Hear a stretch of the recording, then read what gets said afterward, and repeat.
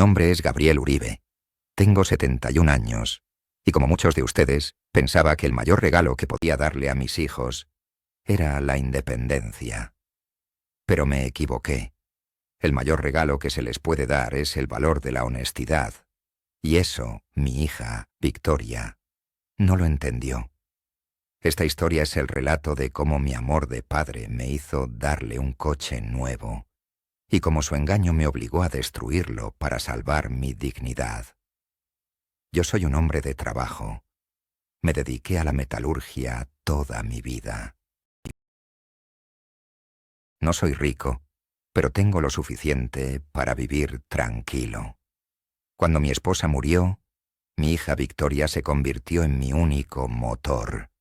Ella era mi pequeña, mi orgullo. Había estudiado diseño gráfico, pero le costaba encontrar un trabajo estable. Vivía en un pequeño apartamento, dependiendo de trabajos temporales y de mi ayuda constante. Yo la veía luchar y mi corazón se encogía. Victoria, con 25 años, necesitaba un empujón. Necesitaba un símbolo de que podía ser una mujer independiente. Y ella me lo había pedido un par de veces, con esa sonrisa que me desarma.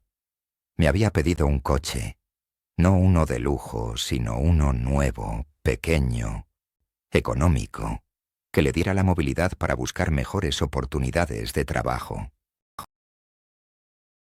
¿Qué haces cuando tu hija, la única familia que te queda, te pide algo así?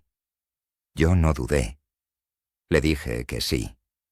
Fui al concesionario y le compré un Renault Clio de color rojo brillante, el color de la pasión, el color de la fuerza. Era un coche que me costó una buena parte de mis ahorros, casi $15,000. Pero para mí era una inversión en su futuro, en su independencia. El día que se lo di fue uno de los más felices de mi vida. Victoria lloró, me abrazó con fuerza y me dijo: «Papá, te juro que no te voy a defraudar. Este coche es mi vida. Lo voy a cuidar como si fuera oro».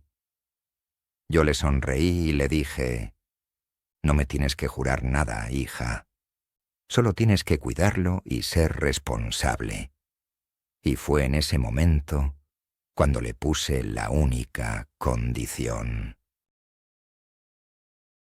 Le dije que el coche era suyo, pero que había una única regla. El seguro y el mantenimiento corrían por su cuenta. Le expliqué que el seguro de un coche nuevo era caro y que si no lo pagaba, las consecuencias serían graves. Le dije con la voz templada de la experiencia que la independencia no era solo tener un coche, sino ser capaz de mantenerlo. Ella me miró a los ojos, con la mano en el volante, y me dijo: «Papá, te lo prometo. Cada mes, el seguro será lo primero que pague. Nunca tendrás que preocuparte por eso». Yo, ciego de amor, le creí. Al principio todo fue bien. Victoria encontraba trabajos en ciudades cercanas y el coche le servía de maravilla. Me llamaba, me contaba de sus viajes, de sus nuevas oportunidades. Yo sentía un orgullo inmenso. Creía que mi regalo había funcionado, que mi hija había entendido la lección de la responsabilidad. Pero la verdad, como siempre, tiene la costumbre de salir a la luz en el momento más inoportuno. Pasaron unos 8 meses. Un día, revisando el correo, encontré un sobre con un sello oficial, dirigido a mi hija, pero con mi dirección.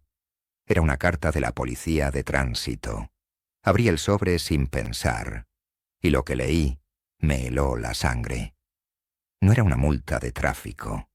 Era una notificación de embargo del coche por acumulación de multas sin pagar, y lo que era peor, por falta de seguro obligatorio. Mi mente se quedó en blanco. Mi hija me había mentido. No había pagado el seguro, la única condición que le había puesto. Había estado conduciendo mi regalo, el símbolo de su independencia, sin seguro, poniendo en riesgo su vida y la mía. La cifra de las multas era ridícula. Unos $700, que para ella no era nada. Pero la falta de seguro, la irresponsabilidad, era imperdonable. La policía me notificaba que, si en 10 días no se pagaban las multas y se regularizaba el seguro, el coche sería incautado. Me sentí un tonto, un anciano ingenuo que había sido engañado por su propia hija. Me había mentido no por necesidad, sino por irresponsabilidad y negligencia.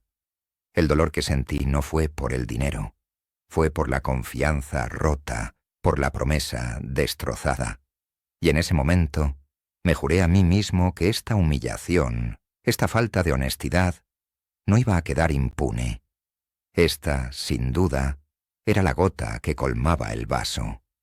La carta de la policía de tránsito, ese sobre de color crema con el sello oficial, se sentía como un pedazo de hielo en mis manos. La leí una y otra vez, buscando un error, una explicación. Pero no había error. Solo la cruda verdad. Mi hija me había mentido. Había estado conduciendo el Renault Clio de color rojo, el coche que le di con tanto amor, sin seguro, acumulando multas, ignorando la única condición que le había puesto. Cuando Victoria regresó a casa esa noche, la esperé en la sala. Ella entró con una sonrisa, hablando de su día, de un nuevo trabajo que estaba a punto de conseguir. Yo me mantuve en silencio. Dejé que su alegría artificial llenara la habitación por unos segundos, y luego le puse la carta en la mesa. Ella la vio. Su cara se puso pálida de inmediato. Sabía lo que era. Sabía que su engaño se había terminado. «Papá, yo puedo explicarlo», tartamudeó. Pero yo no quería explicaciones. Quería la verdad. «¿Qué vas a explicarme, Victoria?», le pregunté, con una voz que no me tembló. «¿Vas a explicarme por qué rompiste la única promesa que te pedí que mantuvieras? ¿Por qué me mentiste sobre el seguro? ¿Por qué pusiste en riesgo tu vida y la mía con tu irresponsabilidad?» Ella se sentó, con los ojos llenos de lágrimas falsas, las que siempre usaba cuando quería manipularme. «Papá, no es mi culpa. Es que el seguro es muy caro. Y las multas son ridículas. Esas calles son una trampa. Sabes que me cuesta llegar a fin de mes. Es tu culpa por ponerme tanta presión». Esa frase me golpeó como un rayo en la boca del estómago. «Es tu culpa por ponerme tanta presión». La hija a la que le había dado un coche nuevo, el símbolo de su independencia, me estaba culpando por su propia irresponsabilidad. La presión, según ella, era la única condición que le había puesto: pagar su seguro. Su descaro era tan grande que sentí que la sangre me hervía en las venas. Me había llamado cajero automático en el pasado.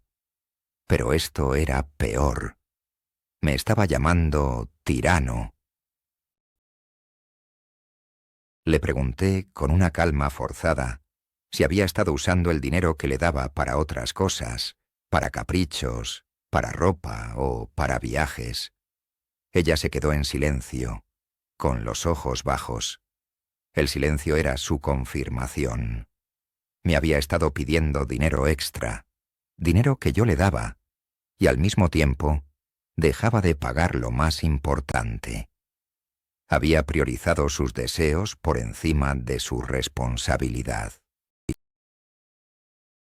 La humillación no era solo la mentira, era el desprecio por el valor de mi esfuerzo. El coche me había costado una buena parte de mis ahorros, los mismos que yo había trabajado con el sudor de mi frente en la metalurgia. Y ella, con su irresponsabilidad, había puesto en riesgo mi patrimonio, mi tranquilidad y mi dignidad. Yo me sentía como un viejo tonto, un ingenuo que había caído en la trampa de su propia sangre. El coche será embargado en 10 días, Victoria, le dije, levantándome de la silla. Lo sabes, ¿verdad? Y no voy a pagar las multas, no voy a pagar por tu irresponsabilidad. Esta vez vas a enfrentar las consecuencias de tus actos. Te vas a quedar sin coche. Ella se levantó con la cara desencajada. Me gritó que yo era un egoísta, que era un padre terrible, que le estaba arruinando la vida. Me dijo que un coche embargado se vería terrible en su historial, que un coche embargado la dejaría en la calle. Su pánico no era por la lección, sino por las consecuencias materiales que enfrentaría. Me acerqué a ella, la miré a los ojos y le dije: «Yo no te estoy arruinando la vida, Victoria. Tú te arruinaste la vida el día que decidiste que tu capricho era más importante que tu promesa. Yo te di la independencia, tú la tiraste a la basura. Ahora asume las consecuencias». Me fui a mi habitación. Me encerré con la puerta que me dolía al cerrarla. Me senté en mi cama y empecé a pensar, no en mi humillación, no en mi dolor, sino en mi plan, en mi venganza, en mi justicia. No iba a dejar que ese coche fuera embargado.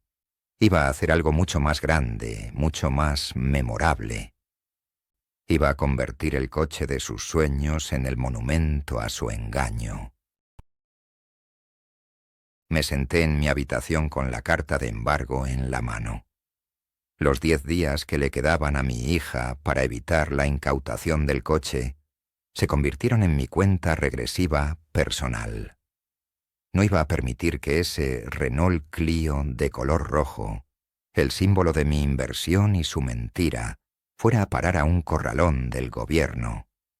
No, ese coche tenía un destino mucho más importante: convertirse en una lección de vida inolvidable.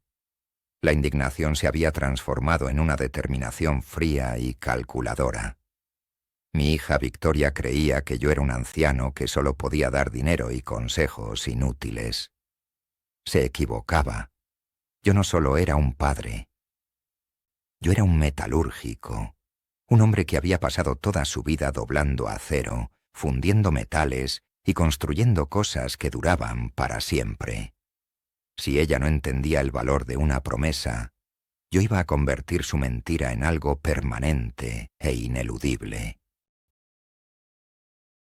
Mi plan era simple, pero requería de una precisión logística y de recursos ocultos que mi hija ni siquiera sospechaba que yo tenía. El primer paso era asegurar el coche. No iba a pagar las multas ni el seguro en su nombre. Iba a pagar la deuda directamente, pero para tomar posesión del vehículo legalmente, antes de que el gobierno lo hiciera. Fui al banco donde estaba financiado el coche. Pagué la pequeña suma que quedaba del préstamo y con el título en mi mano me dirigí a la comisaría de tránsito. Pagué las multas y el seguro atrasado. En total, unos $3.000, que para mí eran un gasto menor. La policía, confundida, me entregó los documentos de liberación. Victoria no sospechaba nada. Creía que en unos días el coche sería incautado por el gobierno. El segundo paso fue la ejecución secreta. Llamé a mi viejo amigo, Ricardo, el dueño de la grúa que solía usar para mover las piezas de metal en mi taller. Le dije que necesitaba un favor, uno grande, que tenía que llevar un coche a mi antiguo taller de metalurgia, a un almacén apartado que aún conservaba y que nadie conocía. El transporte se hizo de madrugada. El Renault Clio de mi hija desapareció de la calle sin dejar rastro. Cuando Victoria se despertó a la mañana siguiente y vio el lugar de estacionamiento vacío, su reacción fue de pánico. Pensó que el gobierno se lo había llevado. Me llamó gritando, acusándome de no haberle avisado, de no haber pagado las multas. Su pánico no era por el engaño, sino por la pérdida material, Yo, con una calma que la desesperó, solo le dije: «Asume las consecuencias, hija. El coche se fue. Ahora enfrenta tu irresponsabilidad». Y colgué. No le dije que yo lo tenía. El secreto era mi arma. El tercer paso, y el más crucial, era la transformación. Me dirigí a mi viejo taller. El Renault Clio de color rojo brillante estaba allí, en el centro del almacén, bajo la luz tenue. Parecía una víctima esperando su destino. Y yo, Gabriel Uribe, el metalúrgico, iba a darle un nuevo propósito. Llamé a mis 2 mejores antiguos empleados, hombres que habían trabajado conmigo durante 40 años y que conocían mi integridad. Les conté la historia, sin filtros. Les conté sobre la mentira, el engaño, la humillación. Me miraron con una mezcla de enojo y compasión.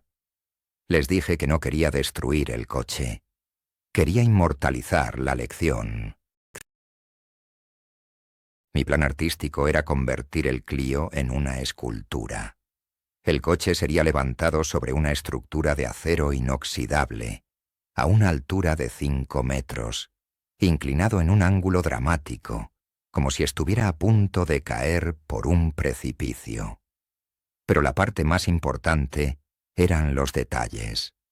Soldaría cadenas de metal grueso en las 4 ruedas, anclándolas a la base de acero para simbolizar la carga de la deuda y el peso de la irresponsabilidad que había encadenado a mi hija. El coche no se movería jamás. Sería una pieza inamovible. Y el toque final, el que haría de esto una justicia inolvidable. En la base de la escultura, instalaríamos una placa de latón pulido con un grabado. El grabado no diría mi nombre. Diría una sola frase, grabada con la misma firmeza con la que yo había forjado mi dignidad. El precio de esta mentira costó más que su valor en metal. Este monumento es un recordatorio de que la confianza rota es la deuda más pesada. Pasamos 3 días y 3 noches trabajando sin descanso. El almacén se convirtió en mi santuario. Soldamos, pulimos, elevamos la estructura de acero. Yo no era un anciano. Yo era un artista de la justicia. La visión de mi hija conduciendo irresponsablemente se convertiría en un símbolo de la consecuencia. Y la inversión que hice en ella se convertiría en una inversión en dignidad propia. El montaje final sería en el lugar más visible de la ciudad. Un pequeño parque frente a la oficina donde Victoria solía buscar trabajo.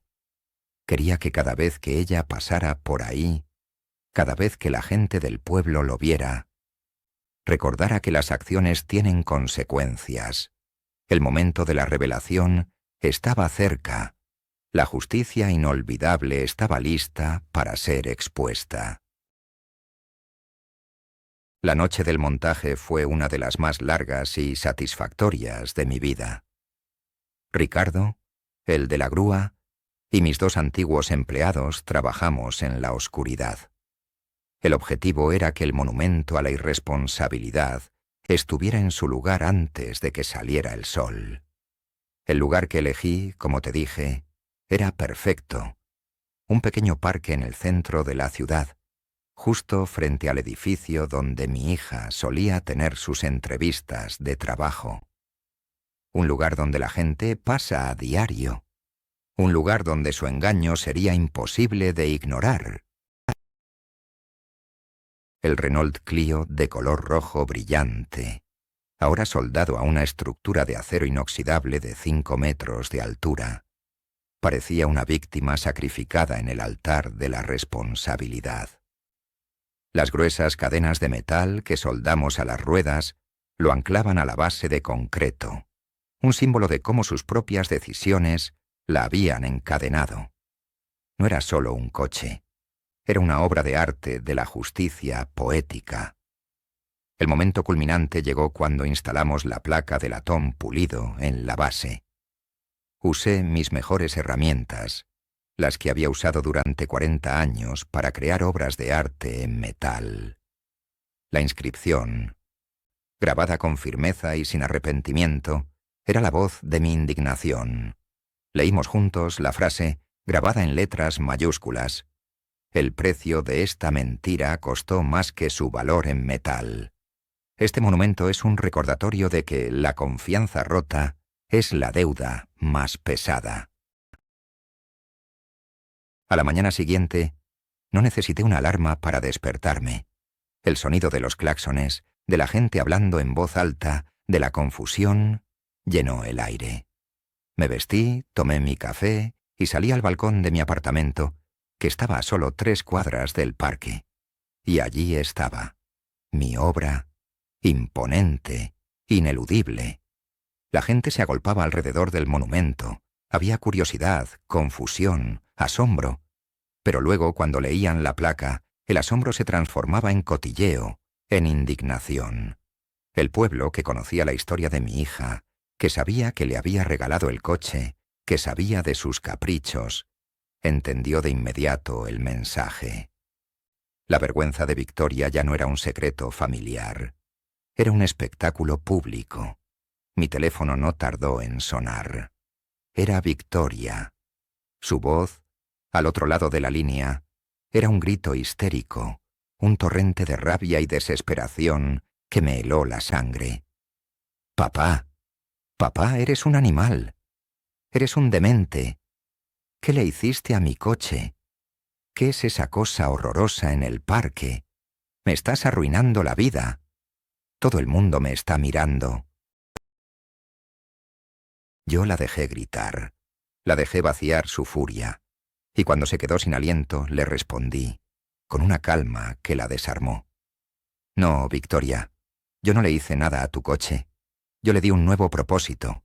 Es una lección, hija, la lección de la consecuencia. Ve al parque, lee la placa, léela en voz alta, y luego dime quién te arruinó la vida.